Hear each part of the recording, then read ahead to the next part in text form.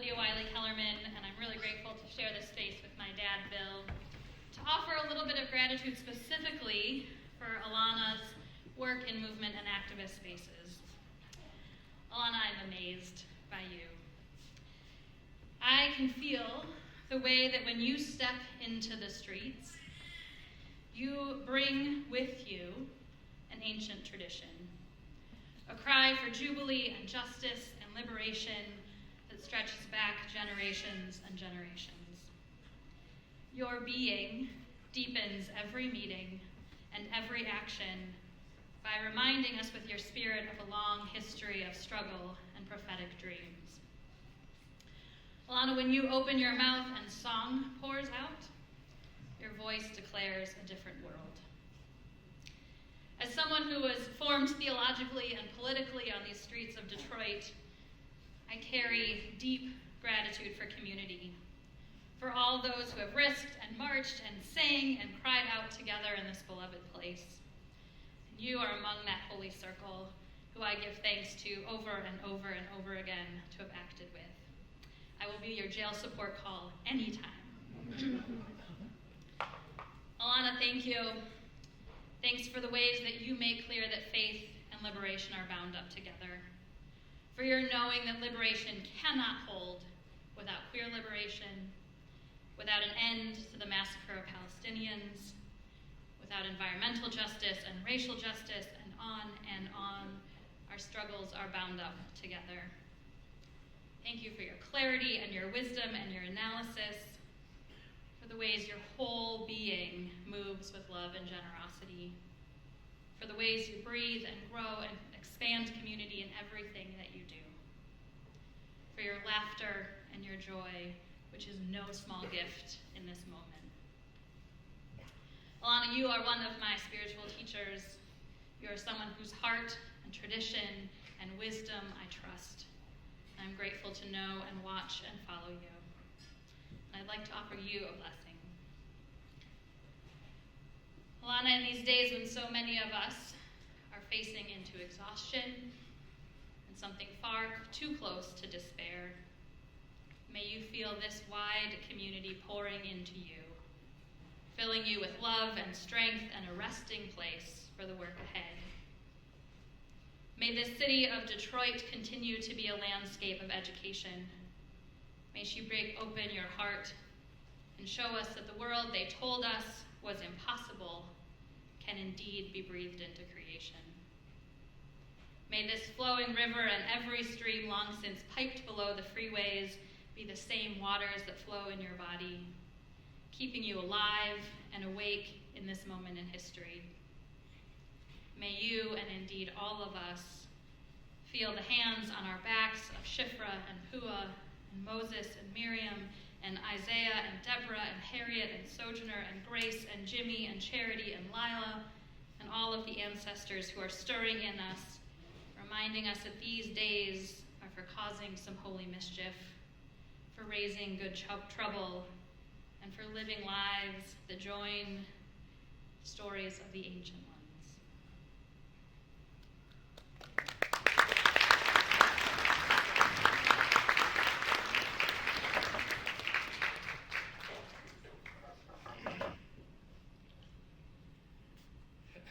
Theoretically, it should be easier to follow your daughter than No, it's not. I want to say to the blessing the words, Amen. Alana, I'm remembering, and I do have holes in my memory these days, when the Poor People's Campaign was beginning to organize in 2018, and the first gatherings of clergy and religious, the faith table or something, we called it, were held in your and Justin's living room. A whole series of them. Think of it this way: hospitality as organizing, or opening space as movement building. Movements run on relationship, generosity, and welcome. And it parenthetically makes me think of being at table for Shabbat at your house as well. That campaign began with 40 days of direct action. And my memory places you at a nonviolence training at, I think, Shahara Zedek. Lord, let me remember that correctly.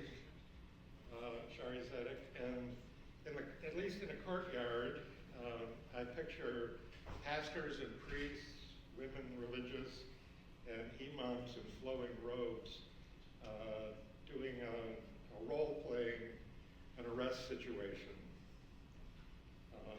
But I do have a vivid memory of the 40 days, and in particular the action that we did at the Michigan Department of Environmental Quality, where I shared blocking a door on the south side with you and others. We surrounded the building with police tape and blocked all of the doors, being mindful of the four directions. So we were thinking to the east of the Flint water poisoning, to the north of Line 5, to the west. Did I say west first? East first. To the west, the Enbridge oil spill in the Kalamazoo River. And then to the south, which we were covering, the Detroit water shutoffs. And I picture you behind the banner that says "Stop the water shutoffs" with a bullhorn in your hand. And Mother Helen Moore was with us there, and Baba Baxter. But also, I would think Jake, because he was in so many of those actions, and Justin, and Dan, and Eleanor. Like, was Takia in the house or what?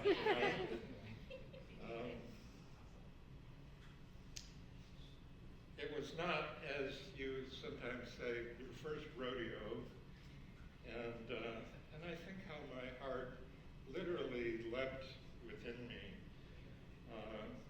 last April when I heard of your walk toward the Gaza gate with rabbis for ceasefire, carrying rice, and sitting down to block the road when you were stopped. That was a gift not only to Takia and the wider Jewish community, but to me and to us all. A great gift. Thank you.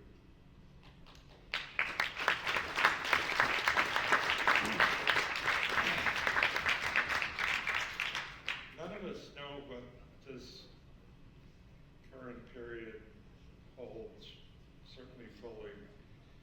It's easy to see some things coming and guess, but for sure it's going to require courage of us.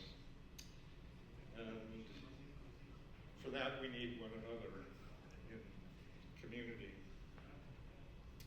I'm not sure what the toasting protocols are today, but I would like to offer a toast that actually I had, and if you have a glass of something or anything, be prepared here.